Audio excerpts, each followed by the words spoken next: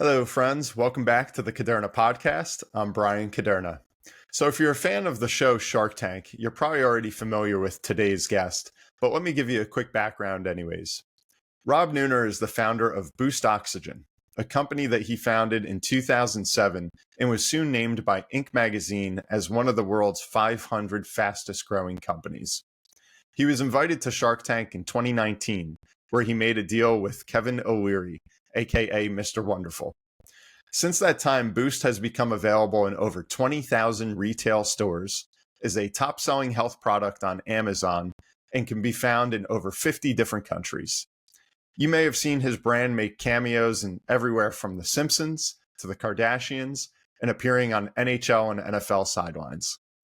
Rob and I had quite a bit to talk about. We're both Jersey natives. The city of Prague in Czech Republic played a big role in both of our lives. It's where I studied abroad and discovered Europe.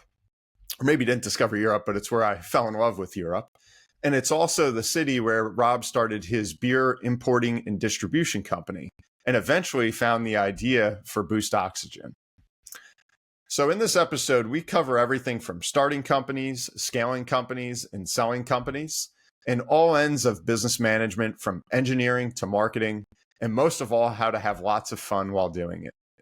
So I got to remind everybody, please don't forget to subscribe and leave a review wherever you're listening or watching today's episode.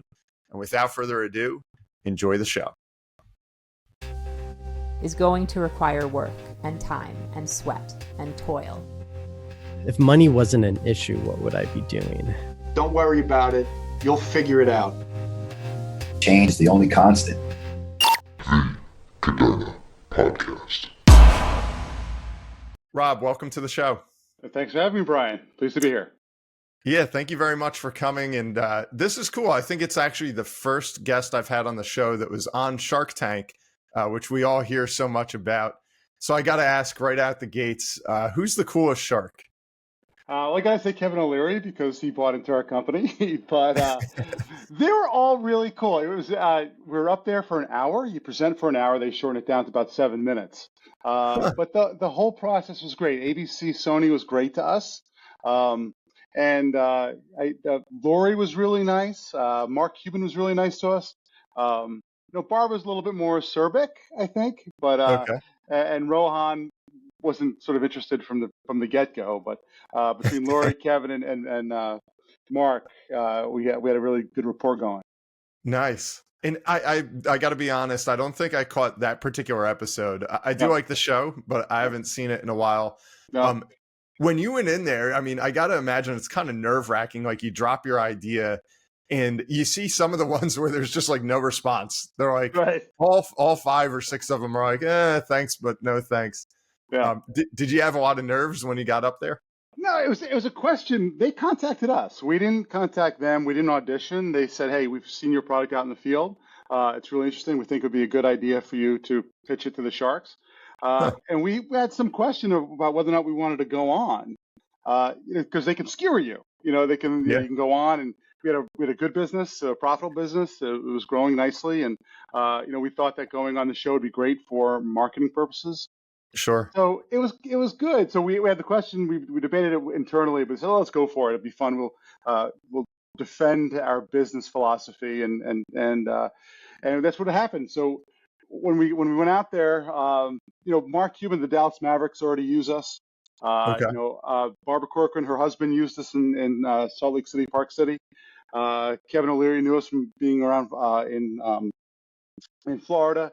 Lori knew us because we had sold in Bed Bath & Beyond. So all of us, the only person who didn't know us was Rohan, which is curious because, speaking to Rohan subsequently, he had seen us out in Montana, and used us. And so it was like they already knew about us, which was kind of fun. But yeah, they were very pointed with their questions. They want to know why we were there and were we serious about making a deal. What did we want out of the Sharks other than money? So it was good. It was interesting. That's very cool.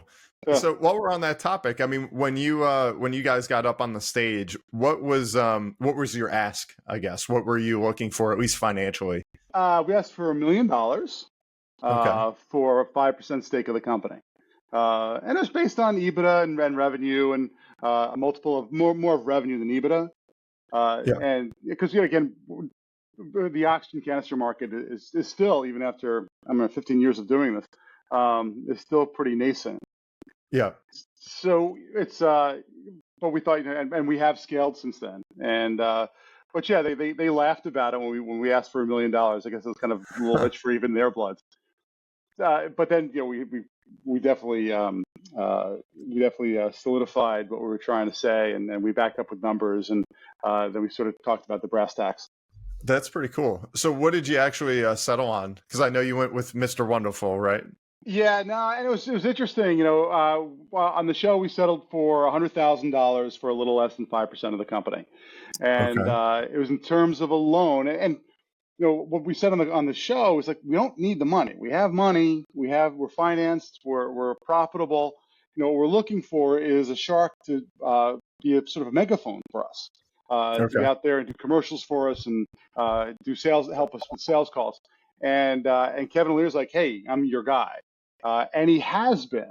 He's been Sure. phenomenal. He's given his time, his expertise. He's really leaned into it, and his people have been great too. So it's been a real win-win That's with Mr. awesome. Wonderful. Yeah. Yeah, because I mean, it just seems like as like a fan of the show that they're just making so many deals so quickly, like every week, that I think a lot of viewers say, how involved do they actually get? Is it like they just throw some money at it and kind of do a Right. wave and a hello? And a lot of the deals actually don't consummate. It's the gentleman's agreement, which you agree to on the show isn't necessarily what you agree to after the show, or if you agree at all. Either the shark or the entrepreneur can walk away afterwards. Really? So yeah, so it's not as binding as it would seem. It is, in terms of integrity wise, you want to say, like, listen, my word is my bond. So Mhm. that's you want to say, okay, this is what we agreed to. This is what we're going to agree to afterwards, and this was essentially what we did, Gotcha. which is fun. That's really cool. That's Well, fantastic. So if we could kind of rewind a little bit, kind of go back to the genesis of this. I know I mentioned in your intro that I guess you had previously been in Prague working in yeah. the beer business. So I went to business school. I went to Fordham Business School. I met a great friend of mine, Peter Blachek, who still Okay. actually now works with Boost Oxygen. And we started exporting things. This is around 1992, it's the fall of the Iron Curtain, and Eastern European opened up. They're looking for Western goods. I was right out of business, still in business school, so we sort of fulfilled a need there. That sort of started drying up around 1996. And then we said, okay, let's import something from the Czech Republic, something the Czechs do well. That's Mhm. not really in the United States yet. That's price competitive. And I think you said you were in Prague as well, so you know how cheap the beer is over there, and how good the Oh beer is yeah. over there. Yes. And so I think we were talking about this over a beer, like, well, what about beer? And so one thing was another. He went out to the breweries across Bohemia and Moravia and Okay. found a few ones that were looking for representation in the United States. I set up the company here in terms of sales and marketing, and we just started bringing some Czech beer in. A beer called That's Rebel. awesome. Actually, we brought in Budvar, which we call Czech Bar, and a beer called Lobkowitz, and yeah, so we had a nice run. That's awesome. Yeah, when I Yeah. was there, it was all about Pilsner Urquell. Those are Cal, yeah, but Budweiser Budvar is big too. Not Yeah, as big you as it did see used to that. be. Yeah, Yeah. but Pilsner is awesome. This is still my favorite beer. Yeah, they're all very good. Yeah. And so, like, when you started that, you were right out of, was it grad school? That Pretty much, yeah. when? Right out of business school. Okay. I was working at Bear Stearns at the time, Okay. a former investment bank that was sold for $1. And I did enjoy it. I was sort of an entrepreneur at heart. Didn't really like the environment that I was in. So I Yeah, decided I wanted something more tangible. So I got into hard goods. And that's really yeah, cool. yeah. And what is like that first step? Because I know to a lot of people, like that sounds awesome. Like, hey, this is something I like. I'm passionate about beer, and I want to build a business out of this. Like, what is that first step where your buddy goes over to Prague and you just start, kind of soliciting, like, hey, would you like to expand? Is it that easy? Just a conversation? Well, it was at the time, because again, the Czech Republic was still Czechoslovakia at the time, but Czech Republic as of 1993, Mhm. it's still was a very much of an emerging economy Mhm. that was not westernized at all. Didn't have any experience with the West. the companies in the were bartering if they wanted to have currency to sell to Europe, Western Europe, and the United States. So having that conversation as someone from the United States, just by the fact that we're Americans and had some cash to give. I mean, people were trading. I think you probably remember the time jeans for Skodas for the car. So it was a little bit of a crazy time over in Eastern Europe, and it's totally modernized and westernized now, Sure. as you know. But it was a little bit easier approaching companies over in the Czech Republic at the time because they didn't have the experience. Now I think it would be much more difficult. Yeah, yeah. So you were kind of like the almost first to market, like they saw an American and got Right, excited. Yeah, right. yeah, Yeah, we must be rich, right? yeah, yeah, So, exactly. yeah, That's really cool. And so you did that for about 10 years that you were yeah, importing beer and then kind of just spreading it all over the States? yeah. So we imported for the first 7 years, and then we here in Connecticut, where I'm domiciled, we had sort of problem distribution, and we were able to get our brands back from the franchise distributors here in Connecticut and start our own distribution company. And by distribution company, I had 2 vans and just servicing the top 200 off-premise accounts, which is 80% of the off-premise business in Connecticut. So Huh. we started selling, and from my connections with importing and distributors, we've started distributing Hofbrau, some Brazilian beers, a couple of other micro beers as well from Michigan, and developed a little bit of a portfolio. Hmm. And that was also, again, it was a small operation but profitable. And we got an offer to buy our brands from a large Miller Coors distributor here in West Haven, and took it. And it was kind of around 2006 to 2007. I'm not sure if you remember, but the micro beers were really coming up and really becoming Sure. popular, and the imports were shrinking. So when I received a little bit of a check for my distribution business, I made the decision to also sell the rights that I had to the importing of the Czech brands as well, and Okay. found a company in South Carolina, actually, who was a distributor, an importer, who took them on Huh. from there. So yeah, that's And kind of I was out in about 3 months. okay, yeah, so that seems like a pretty quick way to wrap things up. And Yeah. were you totally out, or did they keep you on in any capacity? I said I was pretty much totally out, Huh. and I had a non-compete for a couple of years, and I remember because we had really good distribution in New York City, especially, and Okay. Gristedes, and I went to the city. I went to a Gristedes, and usually we had K-stacks, and I didn't see my K-stack, and I called up the guy who bought my brands, and I said, hey, there's a there's a Gristedes on 72nd Street, and they don't have the Rebel anymore. And he goes, Rob, this is not your concern anymore. Huh. And I said, yeah, but it's like, what, did you cash the check? And I said, yeah. It's like, it's not your concern anymore. And that's what sort Oh, of hit me. wow. Like I was no longer, because I mean, you live and breathe your business, right? And Yeah. um, Yeah. and uh, and I still, every time I go into a supermarket or a bodega, I go right to the beer section. I look at what the competition's doing and the pricing and the trends Huh. and things. And so it's still in the blood. Wow. I imagine that's got to be hard just to kind of one day wake up and walk away from. What did you do next? Did you just kind of like go on a vacation and say, "Hey, I'm going to figure out life," Well, or did you have kind a of. And plan? that's kind of, so I was looking for the next opportunity. I had no idea what I was going to do. And I had a dinner with a good friend of mine, Mike Minogue, who's also a partner in Boost. And Mhm. it was at Keen Steakhouse. I still remember. And he's like, well, what are you going to do now? I was like, I have no idea. And he said, well, what about oxygen cans? And his father worked for Precision Valve, was the vice president of sales of Precision Valve, and was able to help us get started. See the filling companies, the canning companies, the valve companies. And I said to my friend that, well, yeah, I'm in the Czech Republic, and I've seen these canisters of oxygen, use them for hangovers. And he goes, yeah, I've seen them in Huh. Germany, because he did a lot of work in Germany. And so, well, let's research this, because we're both athletes as well. We both played football in high school Yep. and college, and we would know that football players used to use oxygen a lot. Yeah, of course. And so it's like, and no one was really doing it at the time. So we were sort of the first movers in terms of starting up an oxygen canister company here in the United States. Wow, that's so interesting because it's something I was going to say. The only place I've seen it is in athletics, where they bring over the mask, put it Right. on, you Right. know, kind of catch your breath and then you're good to go. Right. But you were actually seeing it to deal with hangovers. That was like the introduction Yeah, to it. so Las Yeah. Vegas, you know, those oxygen bars for people for the next morning. Huh. I always Every see the like the IV drips Yep. that people get. Yeah, Yep, those that's interesting because with I the never, for whatever reason, I didn't catch the oxygen ones. yeah, every single casino has one actually, and it's an Huh. entrepreneur usually, but you know, people breathe oxygen for 15 to 30 minutes, Okay. and they feel better. So it's Huh.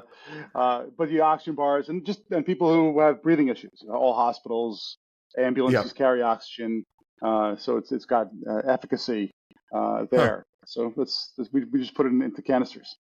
Wow. So was that, I know you said it was like in Vegas and stuff, but was there did you have a competitor or was it just kind of in niche places abroad and then Yeah, no, you, there was a bigger competitor, not even a competitor. They called Oxia in Colorado at the time, and there's another small company that's still around that does very little business. But there were few other companies doing it here, sort of on a very very very small basis, and okay. but no one really knew about the market.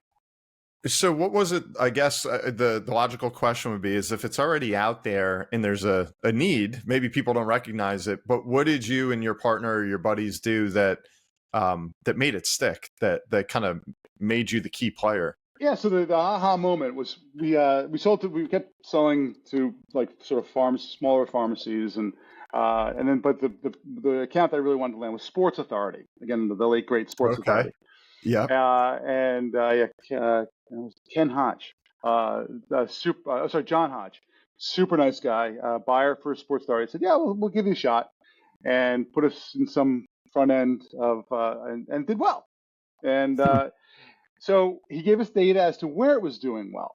And, you know, we had most stores who sell, you know, 3 or 4 cans a week. But the stores in Colorado, Avon, Colorado, and Denver, Colorado, were Yep. selling, 30, 40 canisters a week. Makes sense. And so I went there and I talked to the store managers, like, hey, you know, who's buying? It's like, oh, all the tourists coming up here to the altitude and they are buying the oxygen. So I'm like, huh. So Hmm. I walked around Vail for a couple of days, not to ski, it was off season, and just talked to a bunch of store owners. Like, hey, what do you think about these oxygen canisters?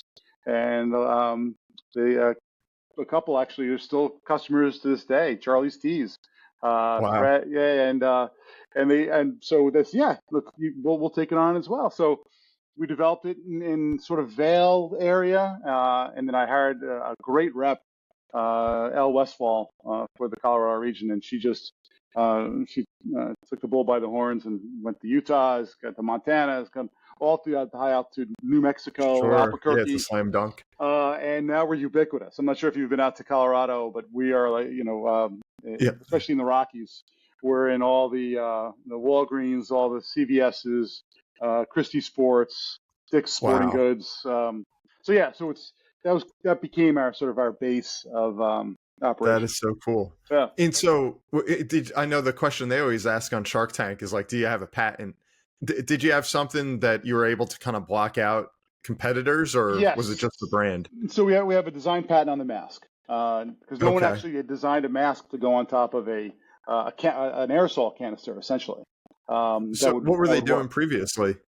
What? They had other actuation mechanisms that looked different. Okay. One you had to turn, another one you had to sort of press down. But everything was two-handed operation.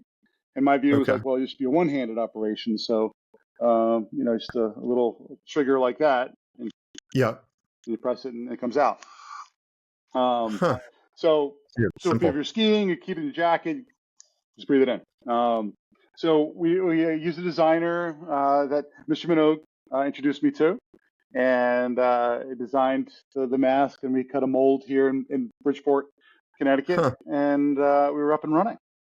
That is so cool. I mean, Yeah. just talking about it now, this summary, it seems like kind of like smooth sailing.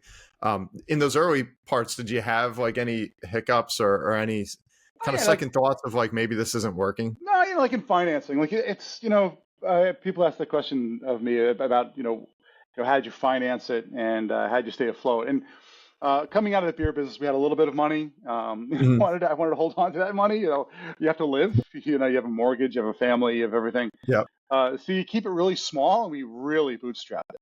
Okay. Really bootstrapped it, but always maintain profitability. So it's like, listen, we can't lose money on this. We Yeah. can invest money, and money will come back. But in terms of uh, what you sell and what you make, and Mhm. you have to be cash positive, because you can't live otherwise. Sure. So And that how many yeah. was it? Just you and one friend, or like how big was the Yeah, operation? so Miss Aunt Steele, just two people, and Really? so Aunt Steele was she was a leftover from the beer business. I hired her in like the last 6 months that I was in business as an importer and distributor. And when I sold the business, she looked, oh God, like nervous as hell. Like, oh my God, what am I going to do now with my life? I like this check. I'm like, don't worry, Ann, you're going to work for me still. I mean, everyone else went to work for the beer distributorship or the other. So everyone found a home, but she did not find a home. So she stayed with me. Huh. And to this day, she's the facilities manager, and she helps with inventory, and she's the heart and soul of Boost Oxygen. That is so cool. Yeah. That's such a great story. And so, did you guys take on other partners or equity partners, or is it just the No. two of you? And Well, then, no, it was by my friend Michael Minogue, who we agreed to yeah, over dinner, is still very much of an equity partner also, okay, with a minority stake. I have I have the majority stake, gotcha, over gotcha. 50%. But then we gave Mr. Minogue, his father, Yeah, percentage, which when he passed, gave it to his son, and then Kevin O'Leary got the 5%, and my COO, Mike Rice, also okay, became an equity holder. So okay, yeah, but gotcha. no outside investors, no private equity, Oh, no it's like so nice and clean. no credit card debt, no debt. Just we've been trying to do things the right way, slowly and surely, Mhm. and economically smart. So, I mean, based on what you're telling me, it sounds like you were two for two. You tried the beer thing, you won, then you went into Boost, and obviously that is what it is now. Yeah, yeah. Yeah. And I said we've done great, and yeah, two for two. We didn't hit out of the park with the beer distributor. Then I would say I batted 350. Right, we did well, Yeah. Yeah. but not like I wasn't Glazer or Yeah. these other big beer distributorships, Southern Wine and Yeah. Spirits. But the but no, we've done well. We've done well with the auction. We've Yeah. serves a lot of people. We got great customers, super customers, and people who really understand the value of what we're trying to do. Gotcha. And so for you, like your mindset, are you trying to take this as far as you can? Or, I mean, I see a lot of like kind of serial entrepreneurs, if you will, that say, hey, I got a great idea. I'm going to go all in for a year, 2 years, and then I want to get on to the next thing Right. and just repeat, repeat, repeat. Yeah. Do you feel like that's something that you want to do, or are you like in a comfort zone? No, I'm in a comfort zone. I love the people here. I love our customers. I love the feedback that we get. Mhm. It's a great job when you come. You open up the reviews, and I do it every morning. I go on Amazon reviews and see, and people say really great things, like how it really helped them. I mean, we can't make medical claims, and we don't make medical claims, Yeah. but to see some of what how people have used the oxygen, and the real benefit that it had for them, is super inspiring. I mean, you don't, maybe doctors get that same feeling if they save a life, Sure. but that's kind of the same feeling I get, and which kind of makes life worth living. Yeah. That's It's a great vocation to have when you can say, hey, listen, I really touched the lives of a lot of people, sure. and Yeah, and in so it's many humbling. different ways, from Yeah, athletics to someone with asthma or that just has a hangover. right, right. Do people ever, because I mean, it sounds like based on what you're saying that it gives you like a really good feeling, like you're renewed, you're re-energized. Do people ever start to feel almost like they're getting addicted to it, like they want to use it every day? No. I wish they would. No. So, Yeah, right? Like no. coffee. Exactly, no. It's not narcotic. It's not addictive. It's not anything like that. It's just that if people who have a hard time breathing want to catch their breath, that's what it's for. Yeah. Although there are other uses for oxygen, like Mhm. cluster headaches, people use high pressure oxygen to help them with that. Um, and other uses for respiratory issues that people use high pressure oxygen for. So but Gotcha. it's not addictive. It just helps you catch your breath. What I tell people, usually, I know if you're 100, like you have SpO2 levels, and if your SpO2 levels like 98, 99, you can't get your SpO2 level to 101. It's impossible. So the oxygen gets kicked out. It's just something that you use if you need it. That's interesting. And so I know, especially going back to Shark Tank, lots of times they look for the next opportunity or like collaboration. Yeah. Have you looked at kind of like, is there another product or something that could kind of latch on to Boost? Yeah, no, it's interesting because you always have ideas, right? And we're still executing. We've done really well in the altitude. We've got a lot of great customers there. We've done really well with sort of senior citizens who just, I want to go for a hike and they just want to have some respiratory assistance. But the sporting goods, we do well. But it hasn't become, every single sidelines in the NFL has oxygen. Sure. But no sidelines in college or high school have oxygen. And or junior football or junior hockey. We're in a lot of NHL teams actually carry us because you can't have a big oxygen tank on that small little bench. So they keep us right in that little shelf. And they use us, and they get out of breath, and they use us, and they get back on the ice, and they feel great.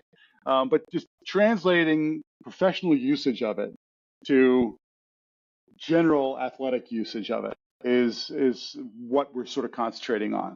Gotcha. And how to get people to understand that, hey, if Von Miller uses it for the Buffalo Bills, you can too. James Harrison was using it on the Super Bowl. And Troy Aikman used to use it, and all these other famous football players just to catch their breath. And it's a good thing. It can only help your performance. Yeah, there's so many kind of benefits to it. Did you ever see the interview I did by chance with Baz Rutten? I have not. No, sorry. So, are you familiar with Baz? I don't know if not really, but if you can jog my memory, maybe I would be. He's a MMA legend. He was a UFC heavyweight champ. And then he went into like Hollywood and he did a number of movies and stuff. But in any event, I mean, he's a legend kind of in that sports space, and he grew up and he had really bad asthma as a kid.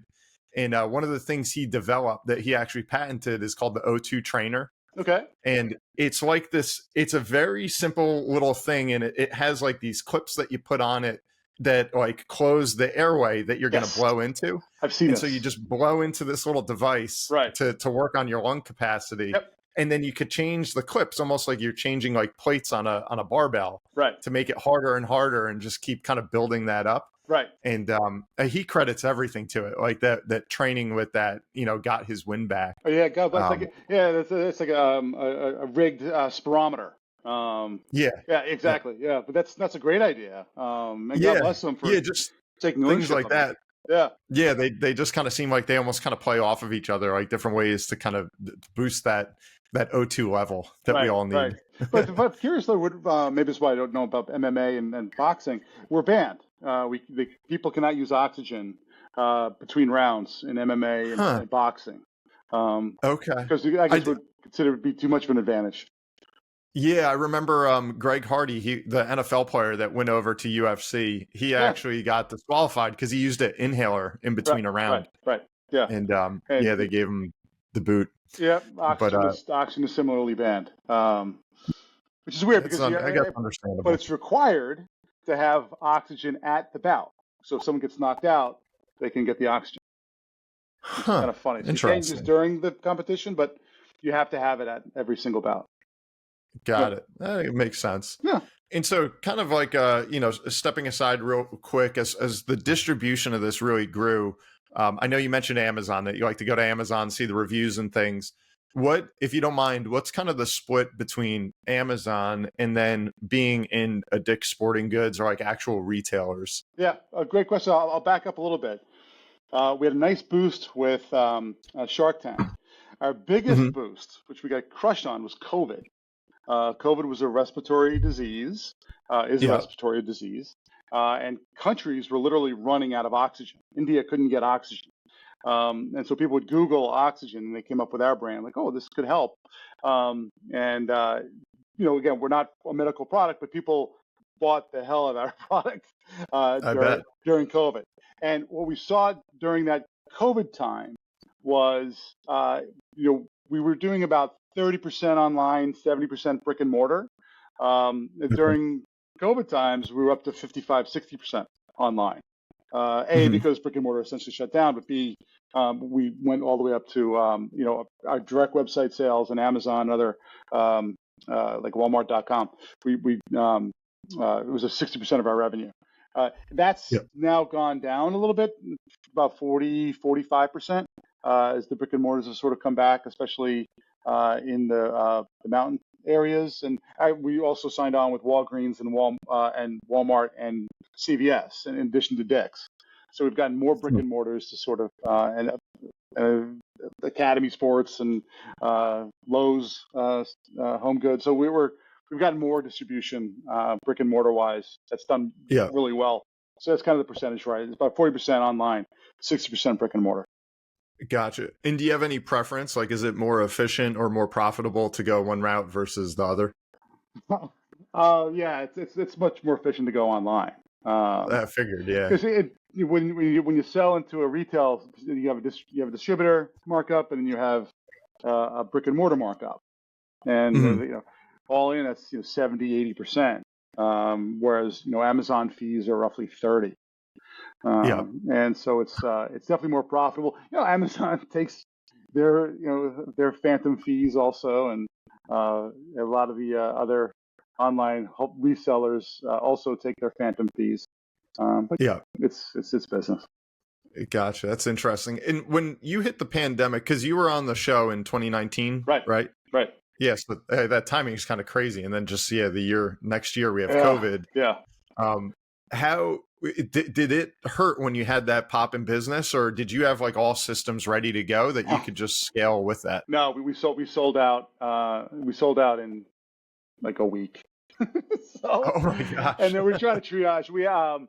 And this it was a great lesson for us, because we used contract manufacturers, and we had roughly 3 contract manufacturers during the time. And aerosol, there were aerosol manufacturing companies, that would do other things.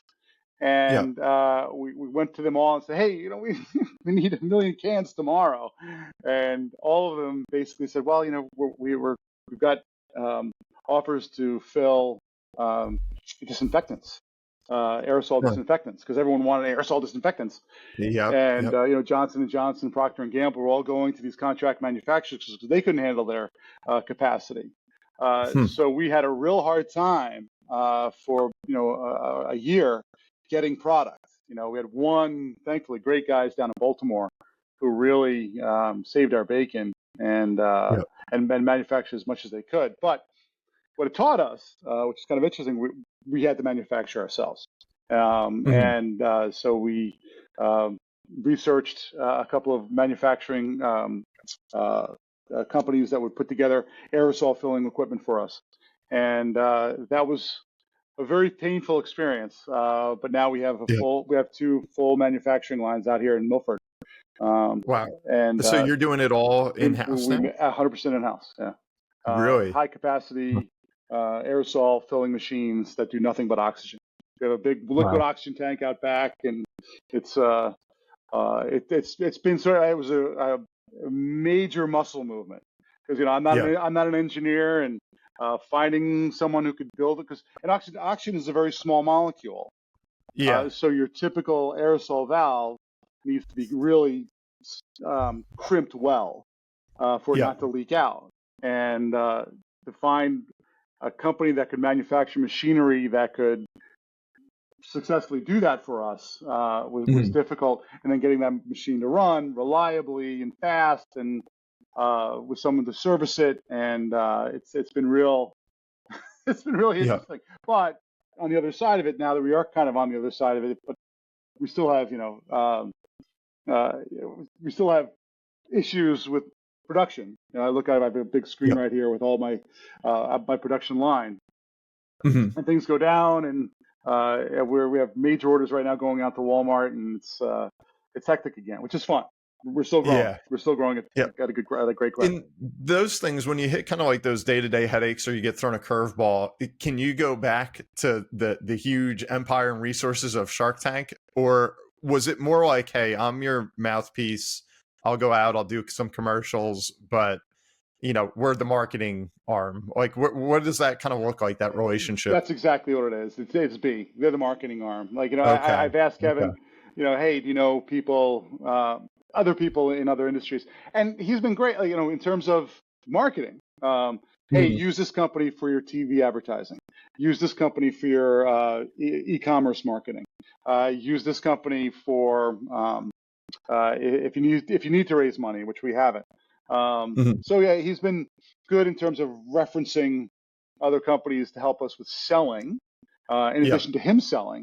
But no, in terms of running the business and finding an aerosol manufacturer, machine companies, they don't have the expertise doing that.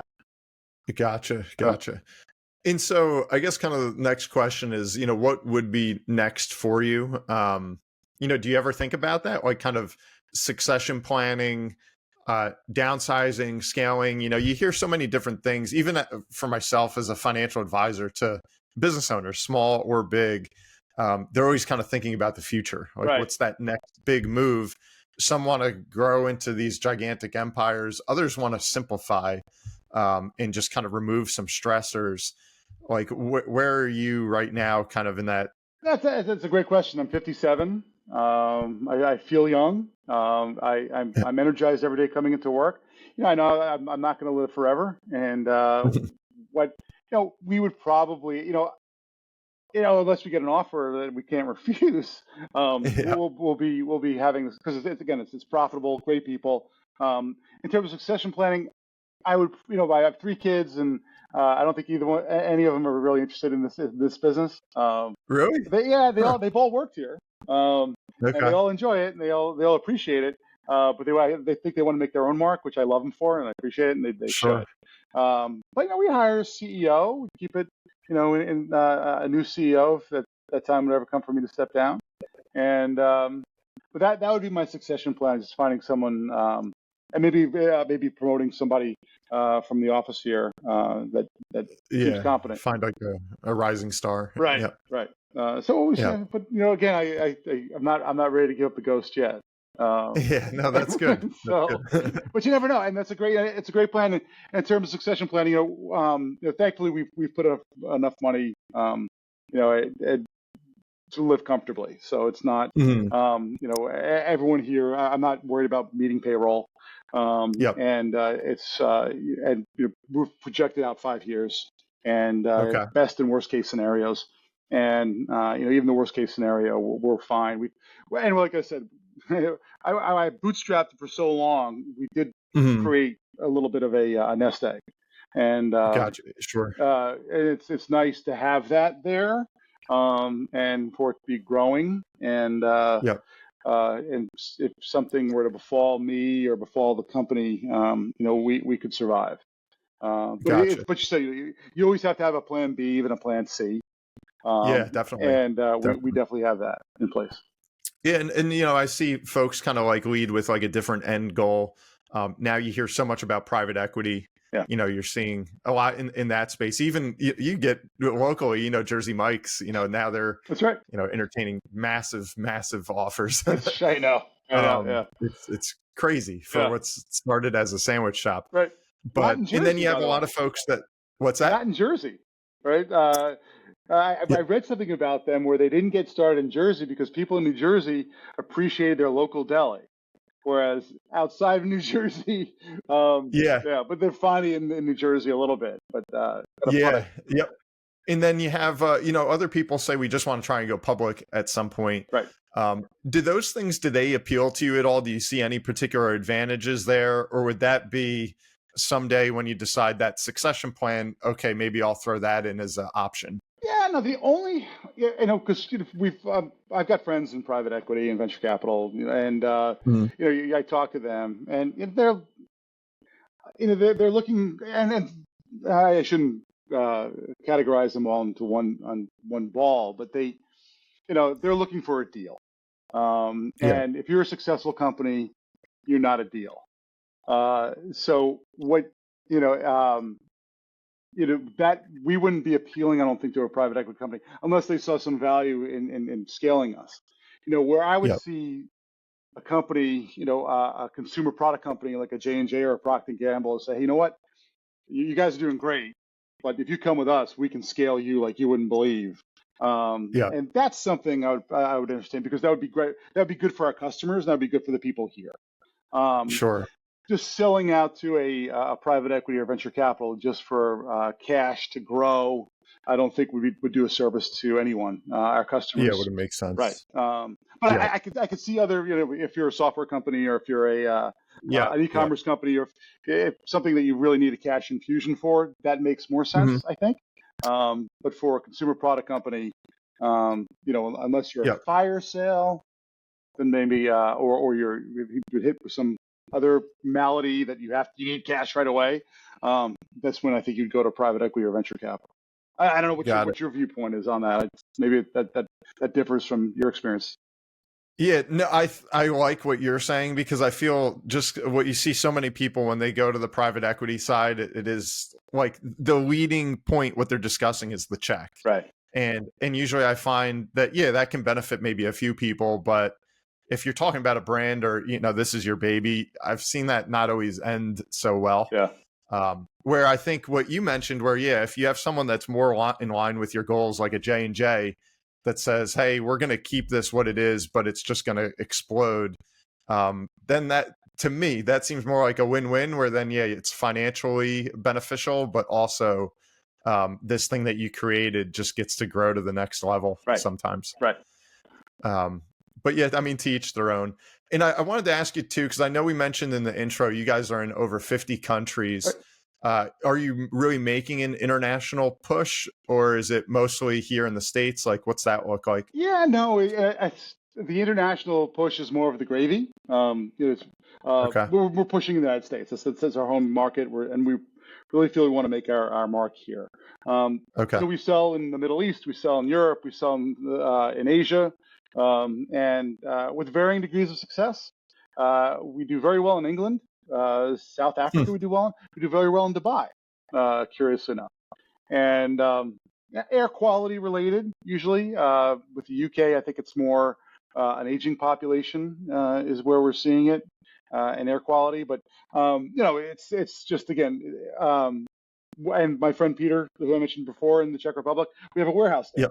And we sell on Amazon. We have a great distribution in Czech Republic and in Germany with Gehe and another company that does distribution through pharmacies.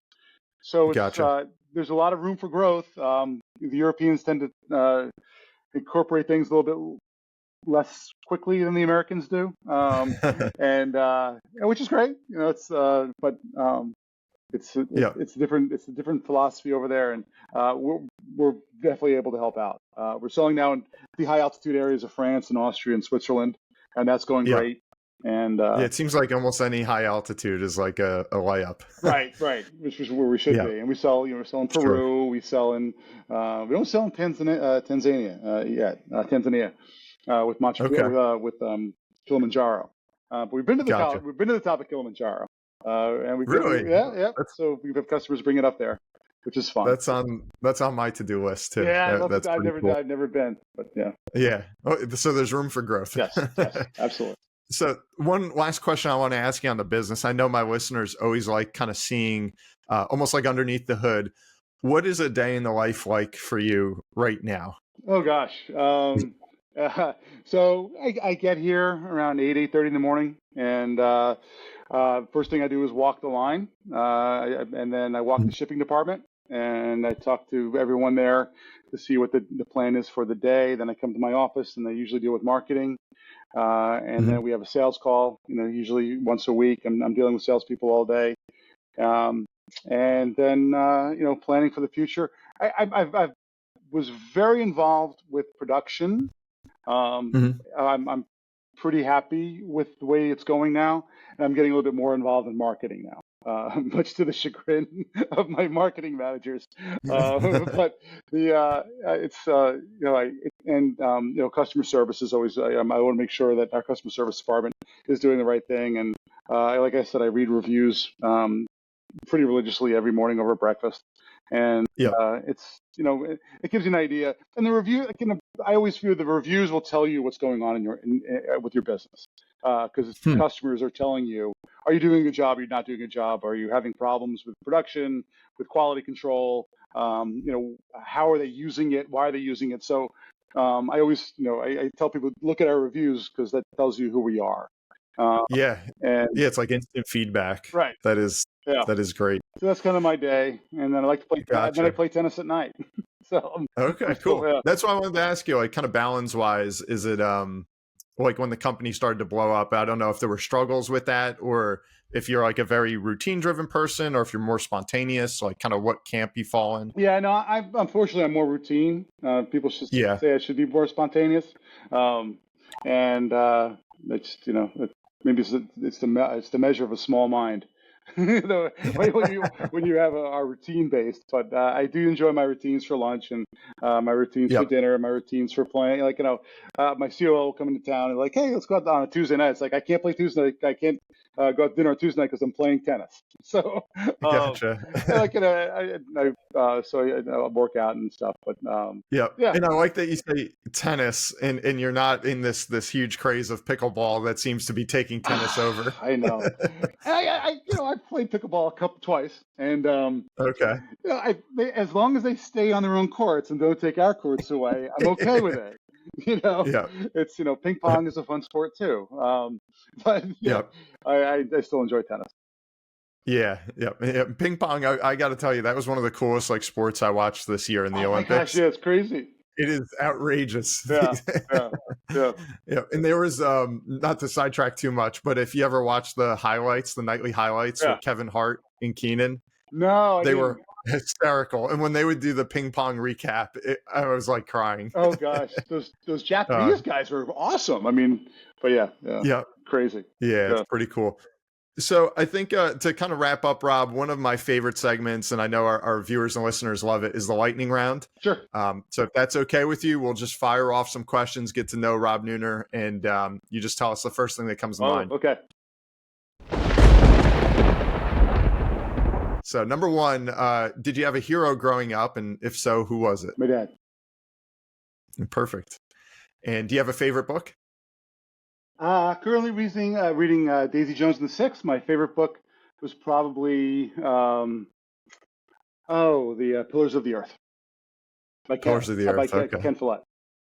Yep. Yeah, I haven't read it. That's on the list. Yeah. And my wife actually just read and watched the Daisy Jones one. Okay. So, I like the book more than the show, though. Okay, yeah, the book's interesting. It's kind of fun. It's written in a different style. Yeah. And do you have a favorite movie? Godfather. Oh, I love it. Yeah. I think I actually have that somewhere back here. Yep. Like I get right over my head. If it's ever on TV and I'm done. I got to watch it. Yep. It's great. I'm the same way. That's like 4 hours that just goes away. Exactly. Right. Yeah. And do you have a quote that you live by? If you don't have a plan, you have a plan to fail. Well said. Yep. And I know you've been to Prague, as I have, and done some travel. Do you have a favorite vacation or destination? Oh boy, I've been blessed to go a bunch of different places, and like I said, we have a place now in Long Beach Island, which I love. But I think Bermuda. My wife and I went there on our honeymoon, and we've been back multiple times, and I just love the island. Yeah, I agree. We did our honeymoon in Hawaii, but I always say Hawaii is probably 1A and Bermuda is 1B. Yeah, no, it's really it's a special place. Yeah, beautiful. And so this whole show began as a finance show, so I'd be remiss if I didn't ask, what was your best investment, money or otherwise? Personal or with a business? Up to you. Whatever pops into your mind. Best investment. Actually was it was a real estate investment in Breckenridge. I bought a house. We turned into like a VRBO, and cool. And we bought it before COVID and everything. So in terms of return there, both on a residual basis with the income coming in from the rental of the house to what the house is worth. Sure. That's been a good investment. Yeah, good timing. Yeah. And on A lucky the flip timing. side I of like the it. coin, Sorry. yeah, the flip side, any worst investment that comes to mind? Worst investment. Well, it's not done yet, but I invested in Lucid, the Lucid Air, Okay. and Okay. I thought it bottomed out, but it bottomed out even further. So, and Yeah, I well, love the company, I love the concept, I love the car, and I really believe in it. But so far, it's been my worst investment. oh man, is that what you drive? Yeah. You Yeah. do? Yeah, Yeah. yeah. They are cool Yeah, cars. I love it. You I love it. yeah. And someone said, someone said, I read an article that said, you'd much be better off buying $100,000 in Tesla stock than a $100,000 Tesla when it first came out. Yes. Yep. And so Lucid's out. I'm like, hey, you know what? I'm going to take that advice and I'm going to invest in Lucid, but I'm also going to buy the car because I want to see what how they're doing with the Yep. company. And they've done great things as a company, and the car is awesome. And hmm they're coming out with an SUV. I think will maybe change its fortunes a little bit. And they're Okay. backed by the Saudis, so I knew they weren't going to go Yep. out of business. So Yeah. Deep yeah, pockets. yeah. Yep. Yeah. But A couple years ago, I got the EV6, oh yeah, and I'm hooked. Like I love, the whole kind of EV game is it's awesome. right. But But we'll see. Lucid came out with the at the SPAC. They're at $60 a share at their IPO, and now I think they're Okay. at $3. Ooh. I know, right? So, Oh man. yeah, That's I didn't get it at 60. I got it a little lower, but yeah. yeah. Yeah, that'll test your stomach. And then if you could change one thing about the world today, what would it be? Negative discourse. Yeah, I agree. I think that the social media and the negative discourse that goes on is just insidious and evil. hmm And it's unnecessary. It's just I think if people would just engage in positive discourse, the world would be a much better place. Yep, I agree. Yeah. Well, thank you so much, Rob. This was super informative. I think there's a lot of takeaways here. You gave us a lot to chew on just in kind of your story here. So I really appreciate your time. Yeah, I appreciate you. You're great. Thanks for doing this. I really appreciate it. Yeah, my pleasure. And just to close, where can folks find you if they want to learn more about your story and your experiences? Oh boy, what's boostoxygen.com is our and my bio's on there as well, and a lot of Mhm. stories there. But yeah, but we're sold at Walmart, Walgreens, CVS, Fix, Lowe's, Academy, Dunham's, Yep. Big Five, and a lot of, and by really individual retailers like small individual pharmacies, ski shops, Christie Sports. Support your local retailer. Yeah, definitely. Yeah. Yep. Well, everyone, thank you for tuning in to another episode of the Caderna podcast. Be sure to go out and try a can of Boost Oxygen if you haven't. I know I want to, next time I have a hard workout, I want to give it a shot, see how it feels. And Rob, thanks again for making some time for us. Thank you so much, Brian.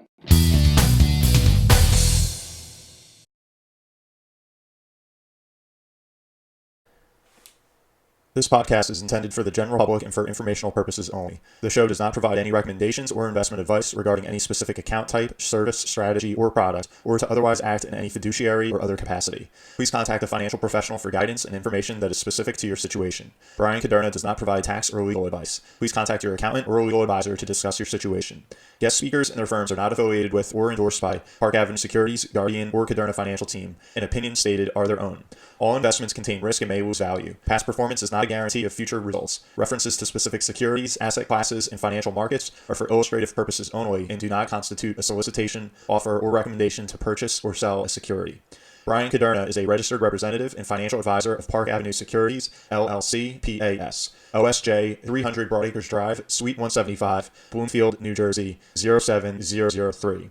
Phone number 973-244-4420. Securities products and advisory services offered through PAS, member FINRA SIPC. Financial representative of the Guardian Life Insurance Company of America, Guardian, New York, New York. PAS is a wholly owned subsidiary of Guardian. Caderna Financial Team is not an affiliate or subsidiary of PAS or Guardian. California Insurance License Number 0K04194.